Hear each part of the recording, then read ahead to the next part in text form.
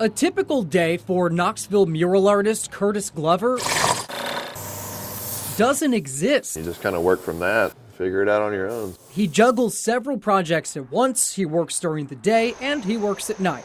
I'll put on some hard music and just go with the flow and get after it. Business is booming for Glover, and you've probably seen his work around town without even knowing it. I'm trying to make it just right. Things like the backdrop behind Jig and Reel's stage, the girl on the outside of the building, the mural out west on the 10 Mile Creek Greenway, and this blast of color on the side of the Technology Access Center in South Knoxville, and of course, his contribution to the art at Beaumont Academy.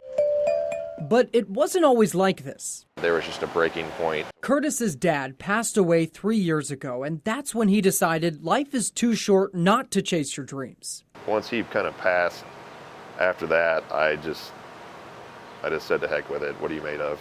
The answer to that question? Talent. Curtis has now contributed to the exploding mural scene in Knoxville.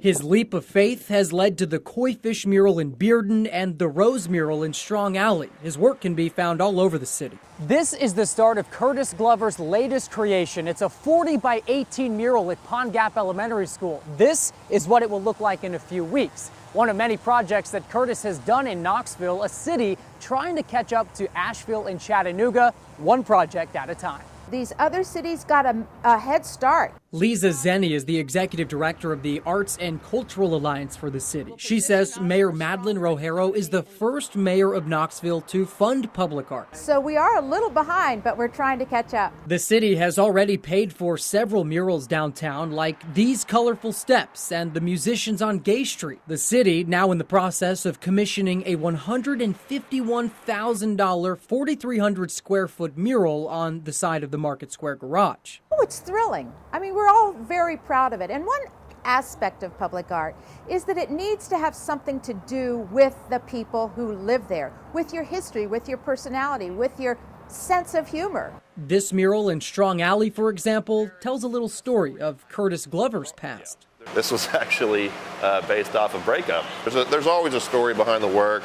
Knoxville is now home to a walking tour of public murals highlighting some of the most impressive work. The art scene in Knoxville, it's on this bubble in a good way. I expect a more frequency of mural work in the city, and I expect more competition out of it, but that only breeds better work. As for his next project, Curtis is in the process of lighting up the old city once again with another larger-than-life mural on the side of Dream Bike's bike shop on Central Street.